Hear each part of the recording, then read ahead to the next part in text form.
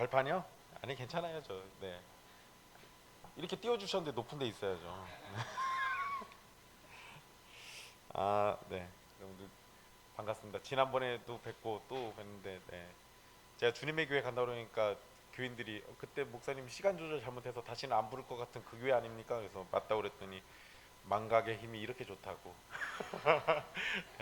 저한테 이번에는 꼭 설교 짧게 하라고 그래가지고요. 네. 여러분들 네 그래 짧게 했습니다. 아 우리 그 네 설교문 아마 다 가지고 계시죠? 네네 보면서 그렇게 하나씩 말씀드리도록 할게요. 어, 그 아마 여러분들 핸드폰 요새 다들 쓰실 겁니다. 그죠? 핸드폰 아무리 좋아도 기능이 아무리 좋아져도 배터리 문제는 어떻게 해결이 잘 안 됩니다. 그래서 충전들은 꼭 해야죠. 네. 저 약간 그 배터리가 70% 밑으로 내려가면 예, 불안 증세가 생깁니다. 그래서 저는 주변에 꼭 충전기를 잘 갖고 다녀요.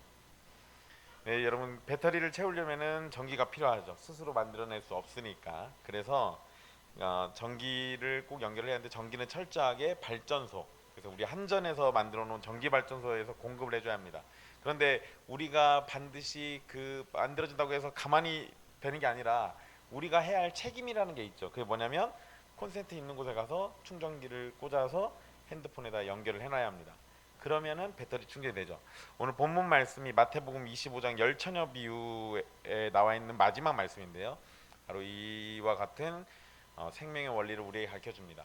여러분들에게 양해 말씀드릴 건 제가 그 설교 부탁을 받고 설교 준비를 따로 못해서 옛길교회 거 갖고 온 거예요.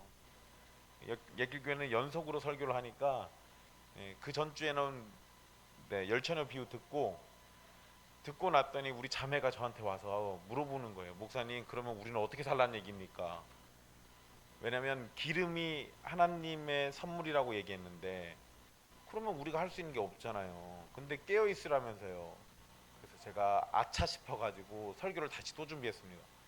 그래가지고 그거를 이번 주에 했는데 여러분들과도 그 내용을 같이 좀 나누려고 해요. 여러분 열처녀 비유는 다들 잘 알고 계실 겁니다. 아시죠? 아셔야 할 텐데 열처녀 비유 뭐 그렇게 어려운 비유가 아니죠. 어, 천국에 대한 비유인데 사실은 여러분 이게 맥락이 있어요. 그 예수님께서 인자가 오는 것과 관련해 가지고 연속해 가지고 세 가지의 비유 말씀을 주십니다. 그래서 그 비유 말씀이 충성되고 지혜 있는 종 그 24장에 45절 24장 45절에 있는 그 말씀에서 첫 번째 비유가 나오고요. 그리고 열처녀 비유가 나오고 그 다음에 달란트 비유가 나옵니다. 이거 모두 다 인자가 오시는 것과 관련해 가지고 우리들이 어떻게 할 것인가에 관한 말씀을 지금 다루고 있는 겁니다. 근데 열처녀 비유를 보면 어, 그 신랑이 오는데 열 처녀가 나가서 맞이하는 그 상황이죠. 그런데 그 중에 다섯은 미련하고 다섯은 슬기 있다고 표현합니다. 차이는 뭐죠? 기름. 그 외에 나머지 차이는 아무것도 없습니다. 슬기 있는 사람들도 미련한 사람들도 똑같이 등을 가지고 있었고 차이라고는 기름 하나밖에 없습니다. 거기다가 심지어 신랑이 더디옴으로 다들 졸며 잘세라고 했어요. 그러니까 10명 모두 뭐 했다고요? 잤습니다. 그래서 마지막에 13절에 깨어있으라 라고 얘기하죠. 자지 말란 얘기예요. 이상한데? 네, 그거하고는 상관없습니다. 여러분 예수님께서 비유 말씀하실 때요 10명이 잔 거 가지고 책망 안 하셨어요. 잔 거는 다들 졸며 잔 거는 책망의 이유가 아닙니다. 문제는 기름의 유무예요. 그거는 이제 설교문에서도 다시 한번 언급할 겁니다. 근데 이제 그 이야기인데 그런데 그 기름을 준비하는 것과 관련해 가지고 우리가 좀 고민해 봐야 할 내용들이 오늘 함께 나눌 설교 내용에 나와 있습니다. 여러분 기름은 성령님께서 베푸시는 중생과 믿음의 은혜입니다. 이 부분은 뒤에 다시 또 설명할 거예요.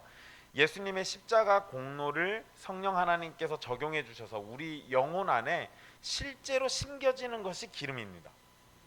그래서 기름은 사람의 힘으로 어떻게 할 수 있는 것이 절대 아니에요. 신천지 출신들 계실 텐데 기름 파는 장수가 누구죠? 예, 그분. 지금 구속될지 안 될지 모르는 그분. 근데 여러분, 걔네들은 기름을 가서 살 수 있잖아요. 장수한테 가야잖아요. 근데 여러분, 실제 기름은 살 수 있는 게 아니에요. 여기에서 이 비유 말씀에서 우리에게 얘기하고자 하는 거는 기름은 사고 말고가 아니에요. 준비는 하되 그 준비는 5명이 어떻게 했다라는 내용도 나오지 않습니다. 그냥 5명은 준비되어 있었어요. 5명은 준비가 안 돼 있었습니다. 그런데 그것과 관련해 가지고 깨어있으라는 이 이야기를 우리는 어떻게 종합해서 이해할 것이냐, 그거를 좀 설명해 드리려고 하는 거예요. 어쨌든 여러분, 기름이라는 건 성령님께서 우리에게 주시는 은혜예요. 그리고 그래서 그 기름은 사람의 힘으로 어떻게 할 수 있는 것이 분명히 아닙니다. 하나님께서 순전히 은혜로 주시는 거예요. 전기를 스스로 만들어낼 수 없는 것과 같은 이치입니다. 그런데 우리는 이러한 설명을 들을 때 분명히 이 전체 말씀에서 한 가지 질문이 생기게 돼 있어요. 기름이 하나님께서 전적으로 주시는, 주권적으로 주시는 은혜라면 우리에겐 도대체 왜 준비하라, 깨어있으라 이런 말씀을 왜 했냐라는 거예요. 그게 도대체 우리에게 무슨 의미가 있냐는 겁니다. 왜? 하나님이 주권적으로 해주실 건데 그걸 어떻게 준비하라는 얘기를 왜 또 하냐는 거예요. 그래서 사실 여러분, 알미니안이 여기에서 우리 개혁주의와 의견이 갈려지죠. 그럴 수밖에 없습니다. 그 사람들도 나름대로 이유는 있죠. 분명히 준비하라, 깨어있으라라는 명시적인 명령이 있으니 당연히 우리가 뭔가를 해야 할 무언가를 요구하고 있지 않느냐라고 충분히 얘기할 수 있습니다.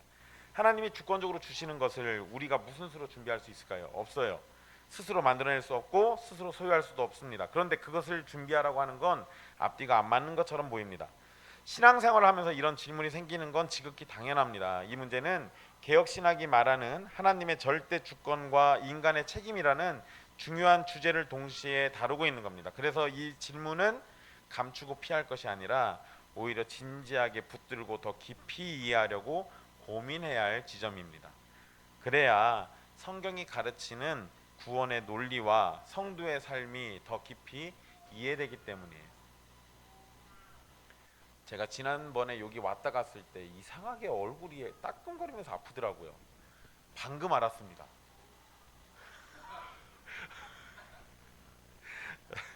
네, 이게 머리가, 네, 얼굴 나중에, 네, 이거 저 보험 처리해 주세요. 자, 일단 여러분, 거기 설교문에 써놓은 것처럼 먼저 확실할 것은 기름은 처음부터 끝까지 하나님의 것입니다. 타락한 인간은 스스로 영적인 생명을 만들어낼 수가 없습니다. 그래서 기름은 겉으로 보이는 외적인 종교 활동이나 성경 지식을 머리에 축적하는 것으로 만들어지는 것이 절대 아닙니다. 예수님은 요한복음 3장에서 사람이 거듭나지 않으면 하나님의 나라를 볼 수 없다라고 분명히 말씀하셨죠. 바람이 부는 것은 임의로 부는 것처럼 성령님의 사역도 성령님이 원하시는 대로 역사합니다. 여기에 사람이 개입할 틈이 전혀 없어요. 여러분, 제가 사는 집은 전주 옆에 완주라는 곳이에요. 완주에서도 용진이라는 곳에 제가 삽니다. 용진이라는 곳에서도 간중리라는, 네, 굉장히 꼴짝이에요. 여러분, 우리 집 앞에는 슈퍼가 없어요. 편의점도 없고요. 여러분들 흔하게 사용하는 배달의 민족이나 쿠팡 이츠를 켜도 우리 집에는 배달이 오지 않습니다. 너무 멀리 시골에 살아요.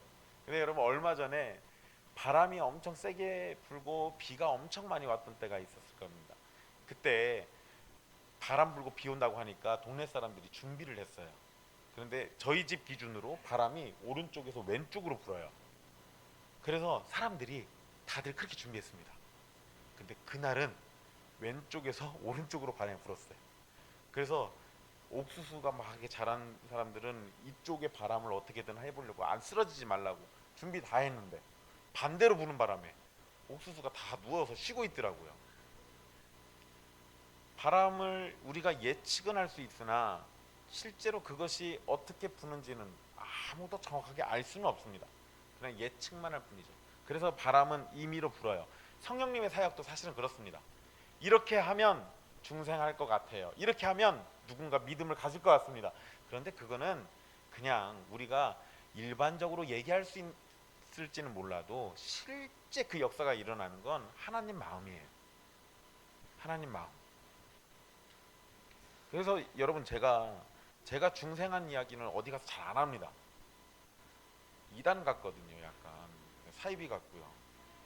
그러나 하나님께서는 그런 것도 쓰시고 저런 것도 쓰시고, 물론 성경의 범위를 벗어나서 쓴다는 얘기는 아닙니다. 언제나 성경의 테두리와 그 가르침 안에서 역사하시는 게 분명하지만, 그러나 그거를 획일적으로 적용할 수는 없어요.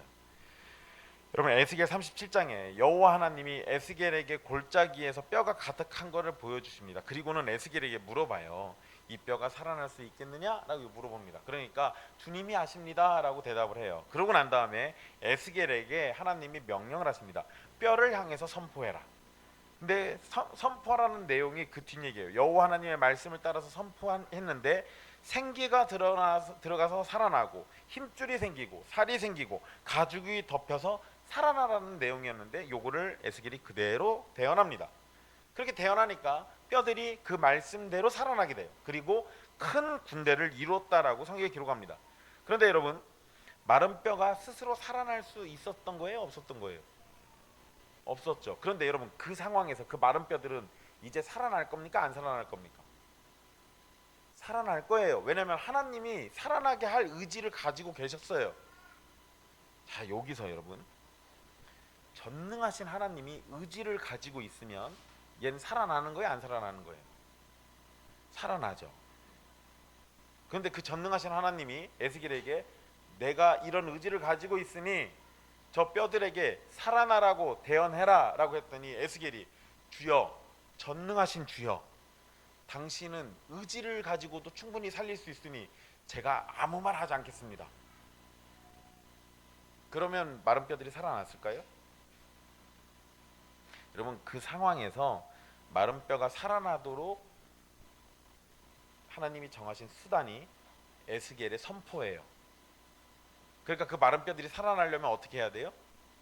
에스겔이 말씀을 따라 선포해야 합니다. 이 부분을 생각하라는 거예요. 우리가 영적으로 누워 있을 때 하나님께서 먼저 그 부르심의 소리로 우리를 깨우셨습니다. 이것이 우리 영혼이 깨어나는 것과 똑같은 이치를 지금 얘기하는 건데요. 성경에서 말하는 기름의 본질도 이겁니다. 순전히 하나님의 은혜로 주어지는 건데, 그렇다면 준비하라는 명령은 폐기돼야 할까? 아니라는 거예요. 하나님께서 마른 뼈가 살아나는 목적만 정하신 것이 아니라 그 목적에 이르는 길, 곧 에스겔이 말씀을 선포하는 수단까지도 함께 정하셨다라는 겁니다. 그래서 에스겔은 그 수단에 순종해서 말씀을 선포하고, 하나님은 그 수단을 통해 기적을 일으키신 거예요. 하나님의 주권은 목적만 정하시고 그 이유를 우리에게 내버려 두는 방식으로 일하지 않습니다. 하나님의 목적은 곧 우리 영혼의 그릇에 기름이 채워지는 것을 정하셨을 뿐만 아니라 그 목적에 이르는 길, 곧 말씀과 성례와 기도라는 은혜의 방편들도 작정해 두셨어요. 그러니까 목적과 수단이 함께 일을 해야 하는 거예요. 그러면 역사가 일어나는 겁니다. 여러분, 제가 아들이 둘이 있고, 아들이 셋이 있어요. 아들만 셋이 있습니다. 딸이 없어요. 저의 원래 계획이 넷을 낳는 거였습니다. 그래서 넷을 낳는 조건으로 제가 오토바이를 안 타기로 했어요. 결혼할 때 넷 낳아달라고 그랬더니, 넷은 죽어도 안 낳아달라고 그러길래, 그러면 나 오토바이 타고 싶다고 그랬더니 오토바이 타지 말고 넷을 놔주겠다고 그래가지고, 그래서 제가 그러면 내가 라이딩 이거 두다다다다 이거 해야 하는데 그거를 포기하고 자녀 넷으로 내가 만족하겠노라 했는데, 제 아내가 둘 낳고 날 차라리 때려 죽여라 이러시더라고요. 그래가지고 안 낳고 있었는데 누군가 바람을 집어넣어서 셋째를 또 낳습니다. 셋째 낳고 난 다음에 넷은 절대 없대요. 근데 여러분, 이러니까 제가 이제 아들이 셋이 생겼죠. 그러면 목사인 제 입장에서 제 아들들이 학교 생활 잘하는 것도 중요하고요, 친구들한테서 인싸되는 것도 굉장히 원하는 바입니다. 그런데 제일 원하는 건 우리 아이들이 중생하는 거예요. 예수님의 사람이 되는 거예요. 우리 아이들 이름이 주성이, 은성이, 혜성입니다. 주님의 백성이어서 두성이고요. 은성은 뭘 것 같아요? 은혜의 백성이 아니에요. 화평할 은자를 썼습니다. 화평이신 그분의 백성이어서 은성이에요. 혜성은 지혜이신 그분의 백성이어서 혜성이에요. 그러니까 제가 이름에다 뭘 담아놨어요. 얘네 셋 다 하나님의 백성이기를 간절히 바라는 마음으로 이름에다 담아놨습니다. 그러니까 얘네들이 학교에서 공부를 못해도 괜찮아요. 예수님만 잘 믿으면 좋습니다. 저의 목적은 정해졌죠. 이름에다가도 박아놨습니다. 얘네들은 반드시 하나님의 백성이 돼야 돼요. 제가 이러고 얘네들이 이제 방치해둡니다. 옛길교회의 위대하신 목사께서 목적을 세우셨으니 나머지는 알아서 되겠지. 이러면 돼요? 제가 사실은 좀 방치해뒀더니요, 우리 교회 애들 중에서 제일 문제가 제 애들이에요. 그래서 이제라도 제가 수단을 열심히 쓰려고 정신 바짝 차리고 있습니다. 네. 저희 교회에 목사님 자녀가 좀 있어요. 여러분들 아시는 저 울산 언약교회, 예, 그 이종인 목사님 아들이 우리 교회 다녀요.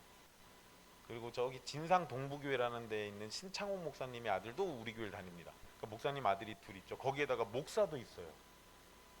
그 목사의 아들이 또 같이 다니죠. 그러니까 우리 교회는 목사와 목사의 가족들이 굉장히 많습니다. 근데 그 중에서 제일 문제가 제 애들이에요. 그래서 제가 심히 괴롭습니다. 제가 수단을 제대로 활용을 안 한 게 사실이에요. 목적만 있었지 저는 수단이 없었습니다. 그런데 그게 제 착각이죠. 제가 아무리 그렇게 마음의 원함을 가지고 있다 하더라도 주께서 정하신 수단을 쓰지 않으면 그 원함을 제대로 이룰 수가 없어요. 주님은 목적과 수단을 다 정해놓으셨다고요. 그 앞에 우리가 순종하는 게 필요한 거죠. 이 부분을 생각하라는 겁니다. 여러분, 은혜의 방편, 말씀과 성례와 기도, 이것이 하나님께서 정하신 은혜의 통로입니다. 콘센트를 꽂아야 전기가 들어오는 것처럼 동일한 겁니다. 하나님은 중생과 구원이라는 아무런 맥락이나 사건 없이 진공 속에 떨어뜨리지 않습니다. 말씀을 통해서, 성례를 통해서, 그리고 기도를 통해서 당신의 백성들에게 그 기름을 채워 가십니다. 따라서 13절에 깨어있으라, 즉 준비하라는 그 명령이 요구하는 건 바로 이거죠. 기름을 스스로 제조해내라는 것이 아니라 하나님이 정하신 은혜의 통로 앞에 나아가서 그 기름이 내 영혼의 그릇에 부어지기를 간절히 구하며 그 자리에 머물러 있으라는 겁니다. 하나님께 은혜를 받은 사람은 더 많은 은혜 받기를 소망하게 됩니다. 여러분, 미련한 처녀들이 정죄받은 이유가 무엇이냐? 그들은 기름이 없었습니다. 기름이. 그리고 더 자세히 얘기하자면 기름이 떨어졌을 때, 여러분, 기름이 왜 떨어진 거예요? 여기서 여러분, 사람들이 착각하는 게 하나 있는데요. 열 처녀가 등불을 환히 밝히고 있다가 좋은 걸로 아시는 분들 많습니다. 그러진 않고요. 오지도 않았는데 뭐로 불을 켜요? 불 켜지 않고 신랑이 왔다라는 전령의 소리를 들으면 그때 켜는 거예요. 그러니까 신랑이 막 오고 있는 와중에 10명의 처녀들이 불 켰을 때 10명 다 불빛이 빛났을 겁니다. 그런데 미련한 5처녀는 기름을 여분을 준비 안 한 거예요. 그래서 불이 빨리 꺼져요. 등불도 여러분, 우리가 아는 청사초록 이거 말고 얘네들이 쓰는 등불, 요 우리 성경이 번역을 등불이 하는 거예요. 횃불이에요, 횃불. 나무 작대기에다가 헝겊 줄줄 말아가지고 거기다 기름 적셔가지고 쓰는 겁니다. 그러니까 불이 붙으면 환하게 타오르죠. 그런데 금방 꺼져요. 그러니까 기름은 반드시 여분이 있어야 돼요. 그거를 얘네가 모르는 게 아니에요. 그 당시의 문화적 배경에서도 기름은 반드시 필요합니다. 알아요. 왜? 신랑이 늦게 오니까. 늦게 오면 늦게 올수록 기름을 준비해가지고 발라놓으면 뭐예요? 기름이 증발할 거 아니에요. 그러니까 또 적셔야지. 언제 올지 모르니까. 그러다가 불을 켜야 하잖아요. 그러니까 미련한 5처녀는 기름이 있어야 하는 거를 몰랐던 게 아니에요. 알면서 안 한 겁니다. 그게 문제예요. 그들은 기름을 스스로 만들어내지 못해서 정죄받은 게 아니에요. 기름을 받을 수 있는 기회 때에 은혜의 방편 앞에 나아가는 걸 소홀히 하고 영적인 게으름을 부렸던 거예요. 거기에 머물러 있었기 때문에 그런 겁니다. 신랑이 늙더라도 반드시 온다는 걸 알면서도 그것이 자신의 삶의 자리를 바꾸도록 허용하지 않았어요. 그래서 알면서 행하지 않은 것이 바로 마태복음 7장에 모래 위에 집을 지은 어리석은 사람들과 똑같은 겁니다. 그래서 미련한 다섯 자녀는 정죄받은 거예요. 또한 우리는 깨어있으라는 명령 자체가 이미 은혜라는 사실도 분명히 아셔야 합니다. 아우구스티누스 또는 어거스틴이라고 부르는 우리 교부 중에 한 분이시죠. 그분이 고백문이라는 책을 썼는데요. 그 책에 이런 내용이 나옵니다. 주님, 당신이 명령하신 것을 우리에게 주시고 당신이 원하시는 것을 명령하소서. 이 기도 안에 중요한 진리가 다담겨 있습니다. 하나님이 명령하시는 것은 우리에게 그 능력이 있음을 하지 않습니다. 오히려 그 명령 앞에서 우리는 내 힘으로는 이것을 행할 수 없다라는 영적 파산 상태를 자각하기 때문에, 그러니까 명령하신 그거를 나에게 달라, 우리에게 달라고 기도하고 있었던 거예요. 주님이 명령하면 내가 알아서 다 해내겠습니다가 아닙니다. 주님이 명령하신 그것을 우리에게 주십시오. 그러면 내가 그 명령을 당신의 원함대로 순종하겠나이다. 이것이 우리의 자세여야 맞죠. 그러나 중생한 자에게 같은 이런 것들을 우리가 이해를 하고요. 그리고 우리가 아무것도 할 수 없다라는 영적 파산 상태라는 것을 이해했을 때, 그럴 때 우리는 더욱더 그리스도께로 나아가게 됩니다. 여러분, 성경의 명령은 우리에게 두 가지로 작용을 하는데요. 처음에는 타락한 우리의 힘으로 행할 수 없다는 걸 깨닫게 해주고요. 우리의 상태를 자각해서 예수 그리스도께로 나아가게 합니다. 이거를 갈라디아서에서는 뭐라고 얘기하죠? 초등교사라고 하죠. 옛날 성경에는 몽학 선생이라는 표현을 썼습니다. 그러니까 그리스도 앞에 율법이 우리를 데려다 놔요. 어떻게 데려다 놨습니까? 우리가 아무것도 할 수 없다는 걸 처절하게 깨닫도록. 그래서 그것을 온전히 해결해 줄 수 있는 바로 그분이 여기 있다라고 우리를 그렇게 이끌어다 놓는 겁니다. 그것이 율법이 우리에게 역할을 하는 첫 번째죠. 그리고 두 번째는 중생한 자에게는 같은 그 명령이 성령님께서 부어주신 새 생명의 힘으로 실제로 따를 수 있는 삶의 지침이 되도록 만들어 주십니다.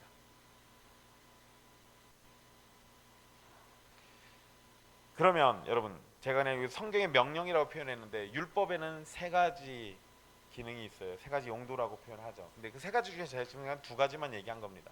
근데 그 두 가지, 분명 우리는 하나님 앞에서 영적인 파산 상태, 우리는 아무것도 할 수 없다라는 죄인의 상태인 것이 분명하게 드러나요. 그래서 예수 그리스도가 필요하죠.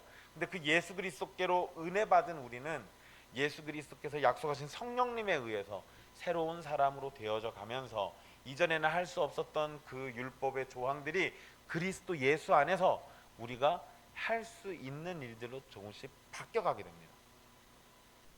그런데 여기서 여러분, 바뀌어간다라는 것이 내가 노력해서 되는 게 아니라 이미 그것을 온전히 다 이루신 예수 그리스도의 공로 안에서 되는 거예요. 그러니까 칭의와 성화라는 측면으로 놓고 보면 둘 다 철저하게 누구에게 의지하고 있는 겁니까?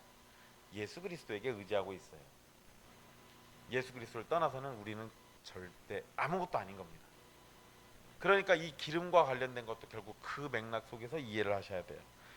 여러분, 깨어있으라는 명령도 이 두 가지 기능과 연결됩니다. 깨어있으라는 명령이 우리를 죄인으로 정죄하는 것으로 끝나지 않는 이유가 바로 여기 있습니다.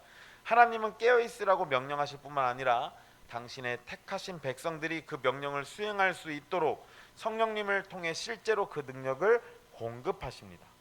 빌립보서 2장 12절 13절 말씀이 굉장히 문제가 되는 말씀 중에 하나입니다. 이것과도 연관해서 굉장히 많이 나오는, 언급되는 말씀이죠.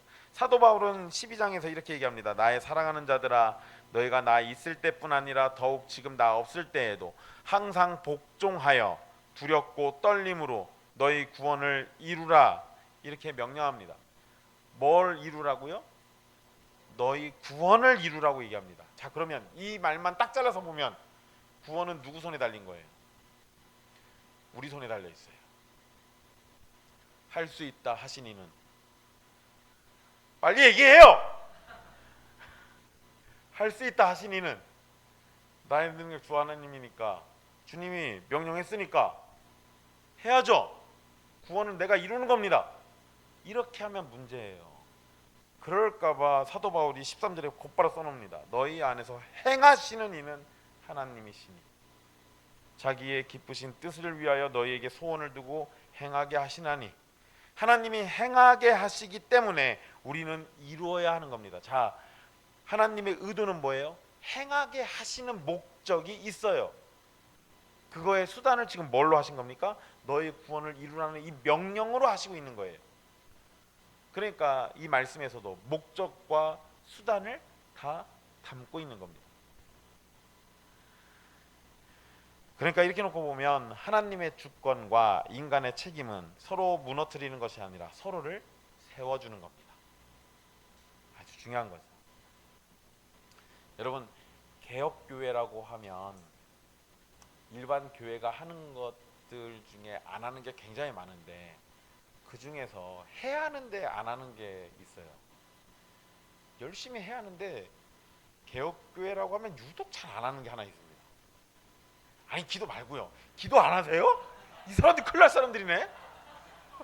아니, 기도는 해야죠. 아무리 그래도 그렇지 기도를 안 해요. 아니, 나 잘못 온 것 같은데. 기도 말고 여러분, 개혁교회들은 전도를 잘 안 해요. 전도. 여러분 혹시 CCM 생각하셨어요? 아니, CCM 할 수도 있지 뭘. 네. 근데 여러분 그거 말고 이상하게 개혁교회는 전도를 잘 안 합니다. 왜 그런가 모르겠어요. 근데 다른 교회들은 전도 참 열심히 하죠. 근데 여러분 생각해 보세요. 우리 전도를 잘 안 하는 이유 중에 하나가 하나님의 절대 주권에 대한 무한한 신뢰 때문에 그런 것 같아요. 근데 이상한 거예요. 그러면 내가 가만히 숨 쉬고 있으면 막 성도들이 막 구름대처럼 몰려옵니까? 그러지 않잖아요. 여러분 이건 좀 문제가 있는 거예요. 물론 여러분 주님의 교회는 상황이 어떤지 모르겠어요. 전주에는 개혁교회가 몇 개 없어요.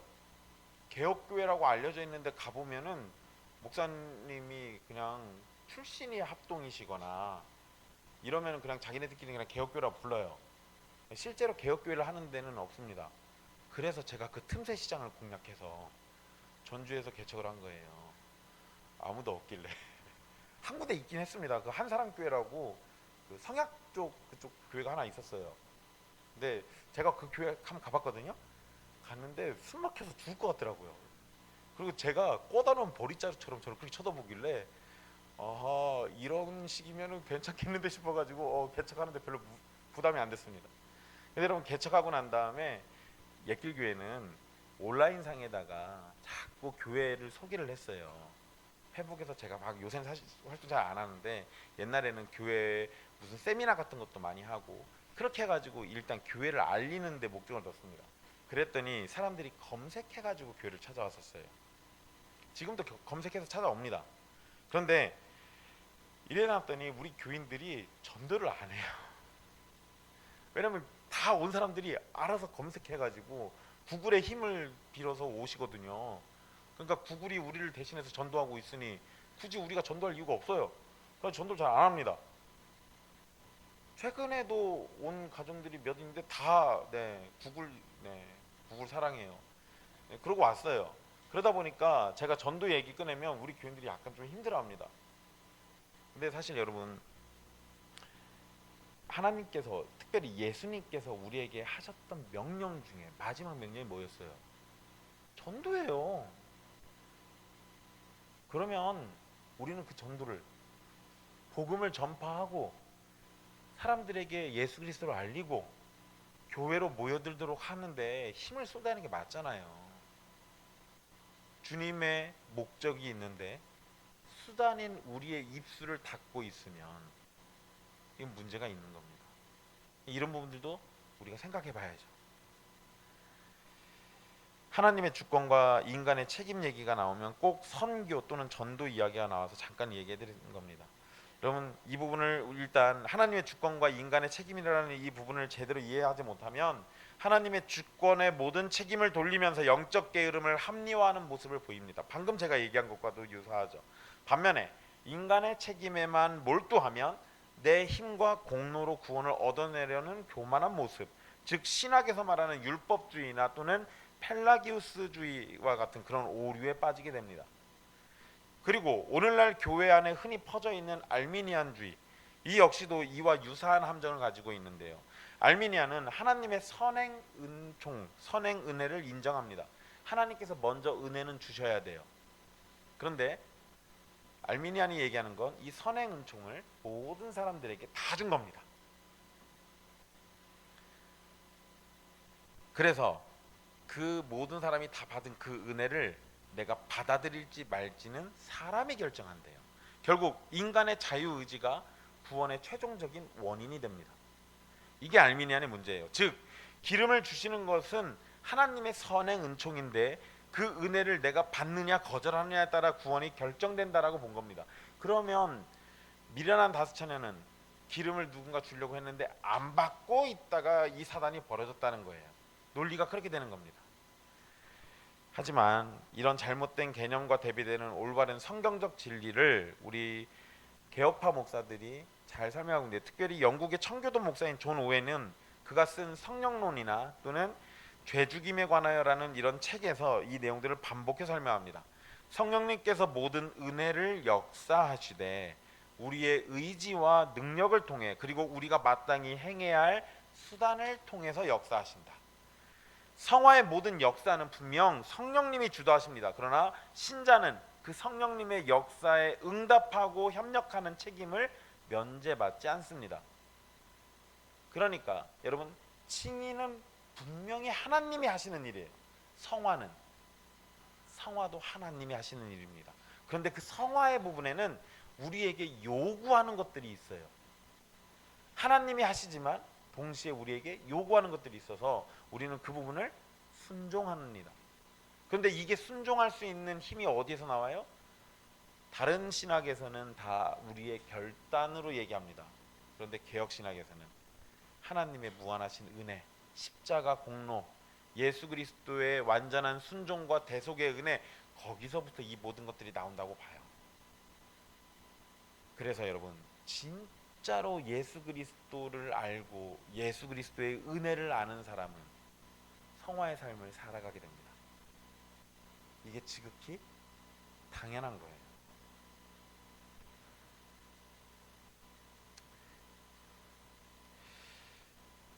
이 대목에서 여러분, 우리의 구원이 얼마나 정교하고 놀라운 은혜로 이루어지는지 신학적으로 조금 더 정밀하게 볼 필요가 있는데요. 제가 아까 앞에서 기름은 중생과 믿음의 은혜라고 이렇게 불렀습니다. 그런데 이 둘은 밀접하지만 분명히 구별돼야 합니다. 중생은 전적으로 하나님의 단독 사역입니다. 인간의 어떠한 협력도 없이 성령님이 죽은 영혼에다가 생명을 심어주시는 거예요.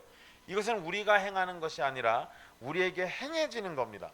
그러나 믿음은 중생의 즉각적인 열매이지만 그 자체는 우리가 실제로 행사하는 행위입니다. 그러니까 여러분, 믿음에 대해서는 믿음이 주어진다라고 얘기합니까? 믿음을 가지라고 얘기합니까?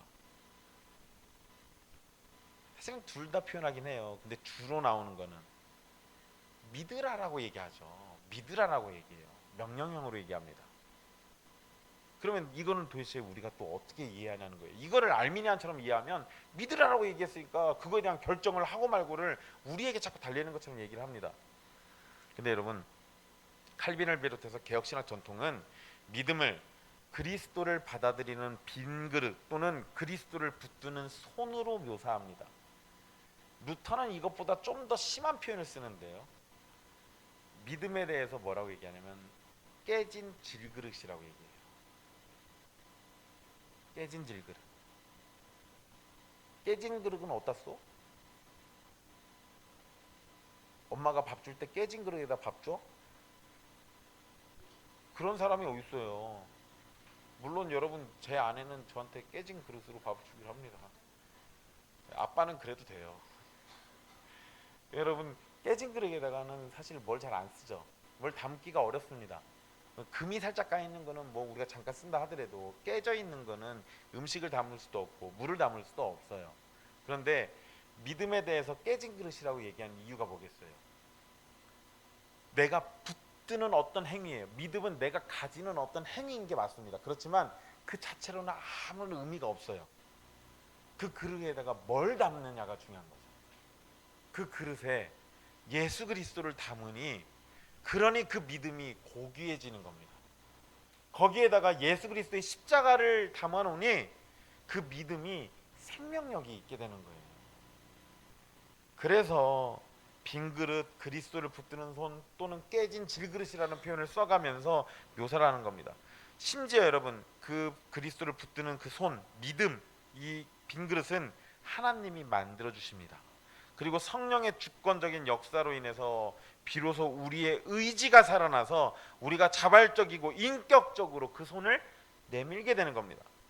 우리가 먼저 손을 내밀어서 하나님의 은혜를 이끌어내는 것이 아니라 하나님의 은혜가 먼저 우리 안에 역사했기 때문에 우리가 비로소 그 손을 내미는 겁니다. 중생한 사람은 내면이 바뀝니다. 내면의 성향이 바뀌어요. 내면의 성향이 바뀝니다.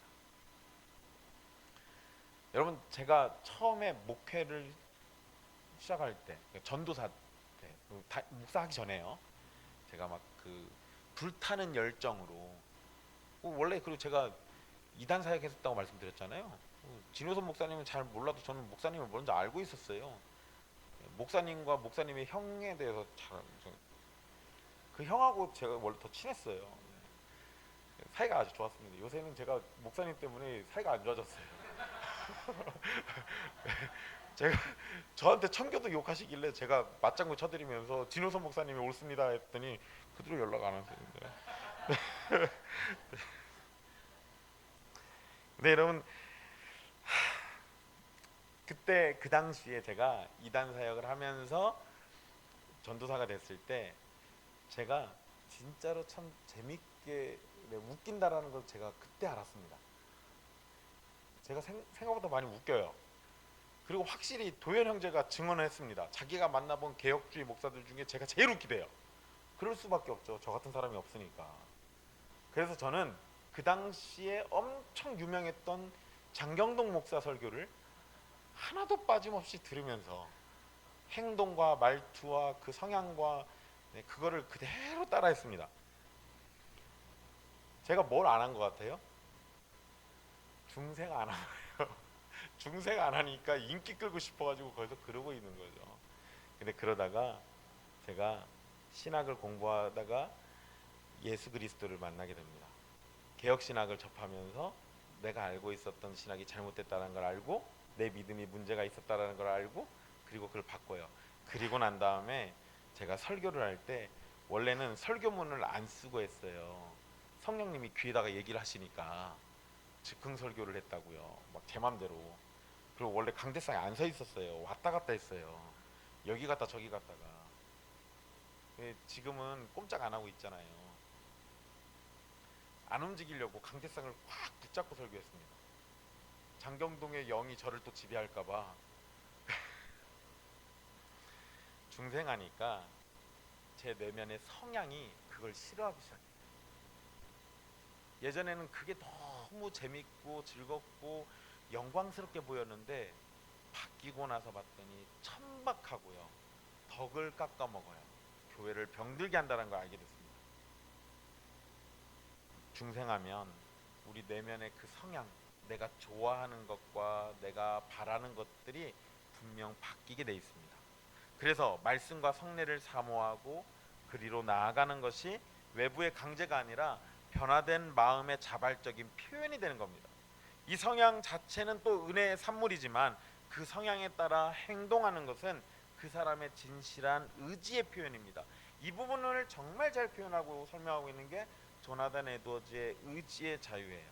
혹시 읽어보셨어요? 혹시 불면증 있으신 분들은 꼭 사서 보십시오. 정말 꿀잠 잘 수 있습니다. 여러분 살면서 근데 꼭 한 번은 보십시오. 조나단 에드워즈의 의지의 자유에서 설명한 것처럼 인간의 의지는 자신의 가장 강한 동기에 따라 행동합니다. 중생한 사람은 그 가장 강한 동기가 바뀐 사람입니다. 중생한 사람은 그 결과로 믿음의 역사가 나타나게 되고, 믿음의 역사는 은혜의 수단인 말씀과 성례와 기도의 자리를 사모하게 됩니다. 그리고 그것으로 은혜의 유익을 누리는 사람은 더욱 그러한 것들을 사모하면서 은혜가 계속되기를 빌게 돼 있습니다. 슬기 있는 처녀들도 잠들었습니다. 열 처녀가 모두 잠에 빠졌다고 5절에 표현하고 있습니다. 그런데 잠들었다는 것이 슬기 있는 처녀들에게 아무런 문제가 되지 않았습니다. 문제는 잠들었느냐 깨어있느냐가 아니라 문제는 잠들기 전에 기름을 가졌느냐 가지지 않았느냐였어요. 이 부분을 여러분 잘 기억하십시오. 잠들었다라는 것은 기본적으로요, 육신의 연약함 때문에 잠든 걸 얘기합니다. 밤이 늦었으니까 당연히 졸리죠. 그건 당연한 거예요. 여러분 혹시 주님의 교회는 크리스마스 행사합니까? 안 해요. 우리 교회도 안 해요. 그거 안 하니까 24일 날 올라이트 이런 것도 안 합니다. 약간 좀 서운하긴 합니다. 왜냐면 예전에 여러분 성탄절 새벽에 새벽성 돌고 다니시는 거 아마 여러분들 경험이 있으실 거예요. 사실은 지금 생각해 보면 그렇게 성도들의 집에 방문해서 같이 찬송을 부르고 하는 거는 참 아름다운 일이에요. 물론 지금 하면 신고당합니다. 지금은 좀 못한 상황이지만, 그런데 여러분 그때도 새벽송 할 때 그걸 하려면 여러분 밤 꼬박 새야 하는데 졸잖아요. 피곤하니까. 그건 지극히 당연한 거예요. 여러분 우리는 수시로 넘어지고 피곤해서 기도를 쉬고 일상의 염려에 짓눌려서 영적인 졸음에 빠질 수도 있는 겁니다. 육신적인 연약함도 우리에게 있고 영적인 연약함도 우리에게 분명히 있는 겁니다. 내가 예수 그리스도의 사람이니까 성령님이 나를 강권하시니까 나는 영적으로 절대 지치지 않을 거야 라고 착각하면 안 됩니다. 성령님이 나를 강권하시는 건 맞아요. 나에게 능력 주시는 것도 맞습니다. 그런데 문제는 우리는 육신을 가지고, 그리고 우리의 육신은 영혼과 밀접하게 연결되어 있기 때문에 우리의 이 나약한 육신 때문에 우리의 영혼도 나약해져 있어요. 그래서 우리는 수시로 넘어질 수 있다고요. 밤이 늦으면 육신을 가진 사람은 누구나 지쳐 잠들 수밖에 없습니다. 이 연약함을 가지고 사는 것이 이 땅에서 육신을 입은 성도의 현실이에요. 그래서 13절에 깨어있으라는 명령은 그냥 육신적으로 깨어있고 졸지 말라는 그 의미가 아니에요. 이것은 준비하고 있으라는 의미입니다. 슬기 있는 처녀들이 슬기롭다는 평가를 받은 것은 졸지 않았기 때문이 아니에요. 영혼의 그릇에 미리 준비했던 기름을 가지고 있었기 때문에 그런 겁니다. 깨어있음의 본질은 특별히 종교적인 흥분 상태가 아닙니다. 내 영혼의 중심에 예수 그리스도의 피 묻은 대속의 공로라는 그 기름을 인격적으로 의지하고 품고 사는 것을 얘기하는 겁니다. 지식적으로 아는 거 말고 인격적으로 아는 거 얘기하는 거예요. 내가 잠든 순간에도 인격적으로 연결되어 있는 예수 그리스도의 대속의 공로는 나를 붙들고 있습니다. 내 영혼이 잠들어 있어도 그리스도의 그 은혜는 나를 붙들고 있게 돼 있다고. 내가 택한 백성이 맞으면 분명 나를 붙들고 있습니다. 여러분 모든 신자는 죄를 지을 가능성이 있죠. 그 지극히 당연한 거예요. 목사님, 주님의 교회 성도들은 그러지 않습니다. 봐봐요, 그 말 하면 바로 거짓말한 거예요. 새빨간 거짓말쟁이. 근데 여러분 그게 지극히 당연한 겁니다. 왜요? 부패의 흔적이 그렇게, 우리 타락과 죄의 오염이 그만큼 지독해요. 여러분들이 여전히 죄의 그늘에 있다고 그러는 게 아니에요. 죄가 있었던 그 흔적이 여러분들이 그렇게 만드는 거라고요. 예수 그리스도 때문에 그 죄가 깨끗이 해결됐어도 죄가 있었던 흔적만큼은 주님이 아직 남겨두셨습니다. 왜요? 이 땅에 사는 동안 우리의 연약함을 알고 여전히 주님이 필요함을 알고 주님께 매여 살라고, 주님만 붙들고 살라고, 그래서 우리에게 그 연약함을 허용하시는 거예요. 그렇기 때문에, 근데 여러분 허용만 하신 게 아니라 그걸로 합리화하면서 죄질까봐 우리에게 준비하고 있으라고 이야기하는 겁니다. 그래서 우리는 깨어 있어야 하고 주님의 은혜 가운데 준비하며 살아야 합니다. 오늘 말씀의 핵심을 정리하면 열처녀 비유가 말하는 준비는 두 가지입니다. 첫째는 기름 자체의 공급이에요. 중생과 믿음과 성령의 내주, 이것은 전적으로 하나님의 사역입니다. 우리가 만들어낼 수 없고 다른 사람에게 빌릴 수도 없고 돈으로 살 수도 없습니다. 그래서 철저하게 하나님의 은혜가 주어져야 합니다. 그래야만 우리는 기름을 얻을 수 있습니다. 여러분, 지금 제가 이 수원에 와 있는 동에 우리 아이들이 약간 괴로움을 당하고 있을 겁니다. 아까 여러분 제가 핸드폰 얘기했잖아요. 사실 이게 약간 경험에 의한 건데요. 우리 애들한테 제가 수시로 핸드폰 충전하라고 그러는데 우리 애들은 핸드폰을 아무데나 던져놓습니다. 충전을 잘 안 해요. 그리고 아침에 일어나면 1% 깐닥깐닥 하는 애들 보고 막 당황하죠. 그래서 제가 저녁에 공부하다가 물 한 잔 마시러 나가면은 널브러져 있는 핸드폰을 제가 모아서 다 꽂아 놓습니다. 그러면 우리 아이들은 분명 나는 꽂지 않았는데 얘들이 알아서 충전돼 있어요. 은혜가 자동적으로 주입되는 상황을 지금 경험하고 있는 거죠. 그런데 하필이면 아빠가 지금 없어요. 그러니까 이제는 어떻게 해야 돼요? 이제 지도 당해봐야지. 그리고 아마 이제 하루 이틀 했으면 자기들도 이제 꽂기 시작했을 겁니다. 안 꽂으면 안 된다는 걸 본인들도 느껴야죠. 이전에는 그냥 자동적으로 되는 줄 알았는데 사실은 그냥 전기가 돼 있으니까 꽂으면 되는 거예요. 근데 그 꽂는 것조차 하지 않았어요. 그런데 제가 없는 상황에 이제는 그 꽂는 법을 배우게 되겠죠. 여러분, 철저하게 하나님의 은혜가 주어져야만 우리는 기름을 구할 수 있는데, 두 번째, 은혜의 방편 앞에 나가서 내 영혼의 그릇에 그 기름이 채워지기를 구하는 것, 핸드폰을 가서 꽂아 놓는 것, 이거 필요하다고요. 말씀 앞에 나아가고 성례에 참여하고 기도하는 삶의 자세, 이것이 신자에게 부과된 책임입니다. 이러한 것을 종합적으로 담고 있는 것이 예배예요. 그래서 성도에게 예배는 가장 최우선으로 여겨야 할 은혜의 자리입니다. 여러분, 전주에 아까 얘기해버려가지고 여러분 눈치챌 것 같은데, 그나마 몇 없는 그 개혁교회가 둘로 쪼개져서 난리가 났었습니다. 근데 그 와중에 성도들이 많이 이탈을 했어요. 그러니까 그 교회를 떠나버린 거예요. 이제 저는 그래서 그 교인들이 다른 교회라도 가서 잘 정착하기를 바라고 그랬는데, 그러는 중에 우리 교회 형제가 다니는 직장에 동료가 그 교회 출신인 사람이 있는 거예요. 그래서 이제 이야기를 나누는데 그 형제가 엄청난 술고래라는 겁니다. 술을 그렇게 좋아한대요. 그래서 제가 그래 뭐 힘들면 술 마실 수도 있지 했는데, 저는 그 뒷말이 더 충격이었어요. 교회를 안 나간대요 지금. 그래서 제가 얘기를 들어보니까 그때 교회가 분란나서 막 싸우는 통에 상처를 너무 많이 받아서, 그래서 아예 교회 자체를 안 나간다고 그래요. 그래서 제가 우리 형제한테 부탁했어요. 그냥 우리 교회라도 와서 부족하더라도 예배에 참석하면서 좀 회복되면 다시 다른 마음에 맞는 교회 찾아나가면 좋겠다. 그러니까 우리 교회라도 오게 당권해 달라 했는데, 몇 번 얘기했는데 절대 교회 안 나간다고 한답니다. 지금은 결국에는 불신자가 됐어요. 그냥 아예 예수님 안 믿겠다라고 합니다. 그게 몇 년이 되니까 결국 그렇게 병들어 버려요. 여러분, 은혜의 자리에 나가는 거예요. 내가 생각하는 만큼 완전하지 않고 부족함이 많고 이럴 수도 있어요. 그렇지만 여러분, 그렇다고 해서 은혜의 자리에 나가는 걸 소홀히 하시면 안 됩니다.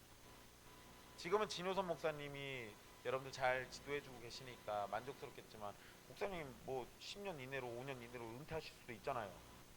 그때 가면 이제 어떡할 거예요?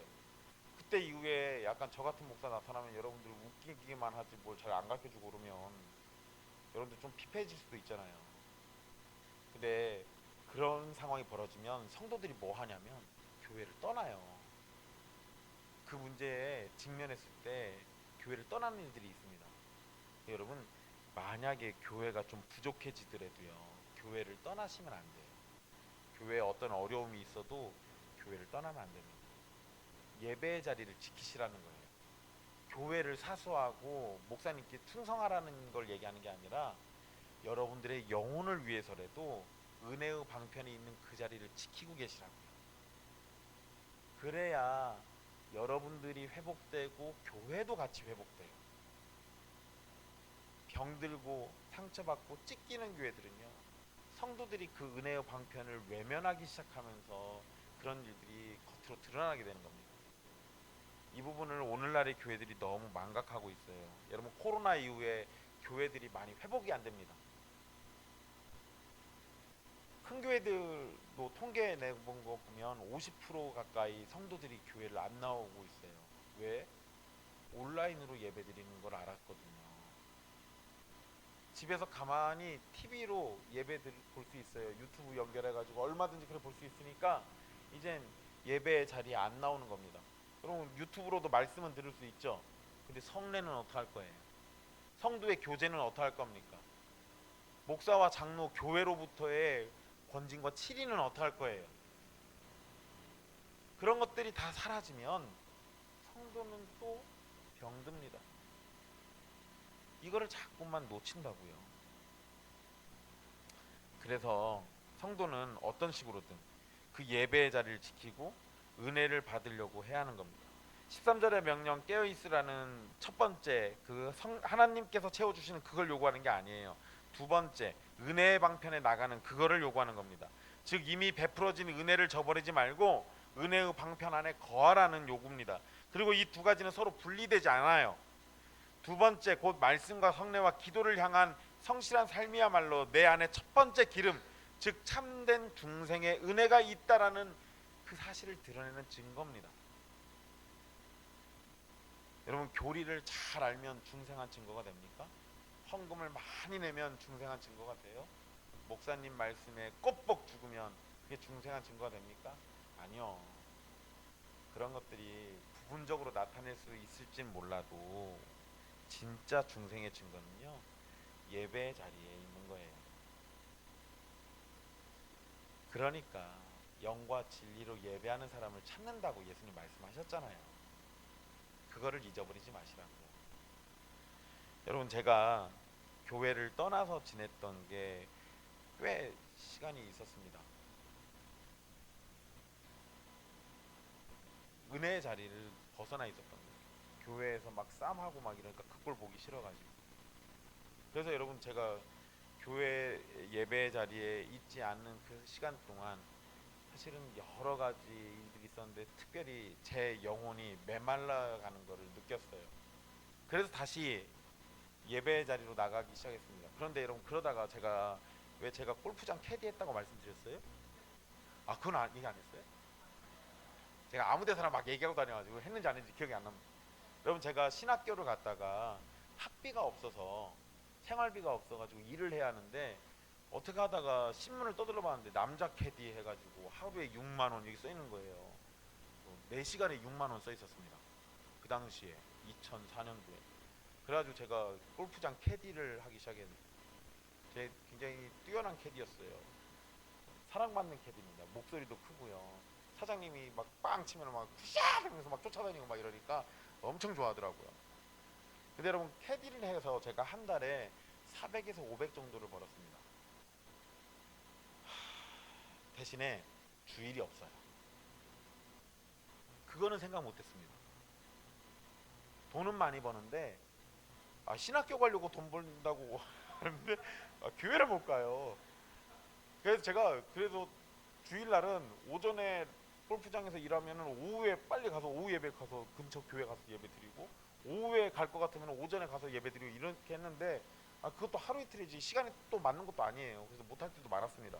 그래서 제가 궁여지책으로 생각한 게 뭐였냐면 11조 헌금을 많이 내자. 물질이 있는 곳에. 봐봐요, 여러분도 알잖아요. 그래서 제가 11조 400 벌면은 40만 원인데 한 50만 원 하고 좀 더 했죠. 11조가. 그렇게 하면서 제가 마음의 위로를 찾았는데 위로가 안 돼요. 왜냐면 당장 들리는 말씀이 없고 함께 기도하는 성도의 교제도 없고 성례에도 내가 빠져야만 하고, 그 상황에 결국은 제가 1년을 채 못 채우고 캐디를 그만두고 나옵니다. 그냥 그러고 돈이 없으면 없는 대로 어떻게든 부딪혀서 해보자 하고는 다시 신학교를 갔어요. 그대로 있었으면 돈은 많이 벌었을 겁니다. 근데 아마 그대로 있었으면 제 영혼은 갈기하기 찢겨가지고 다시는 소생하지 못할 정도로 처참한 상태가 됐을 거예요. 미련한 처녀들은 처음부터 기름이 없던 자들입니다. 그리고 그것은 그들이 은혜의 방편을 소홀히 여기는 삶에서 이미 드러나고 있었습니다. 미련한 처녀들이 은혜의 방편 곁에 있었음에도 기름을 얻지 못한 것은 개혁신학이 가르치는 외적 부르심과 효력 있는 부르심의 차이를 극명하게 보여줍니다. 그리고 여러분 생각해 보세요.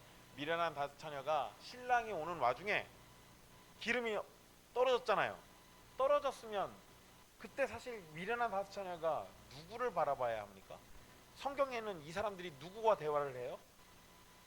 기름이 있는 슬기로운 처녀들에게 우리 쓸 것 좀 나눠달라고 이 얘기해요. 같이 나눠 쓰자고. 그러니까 우리 쓸 것도 부족하니까 가서 사라고 얘기하죠. 그러니까 이 여자들이 가서 이만희한테 뛰어가잖아요. 그렇죠? 그 얘기는 성경에 안 나옵니다.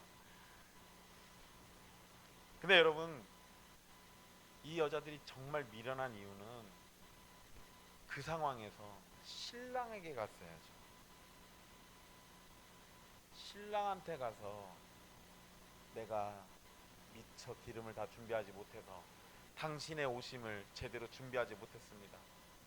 나의 죄를 용서해 주세요라고 얘기했어야죠. 근데 이 여자들 뭐 했습니까? 내 힘으로 어떻게든 해결해 보려고 이리저리 뛰어다녔잖아요.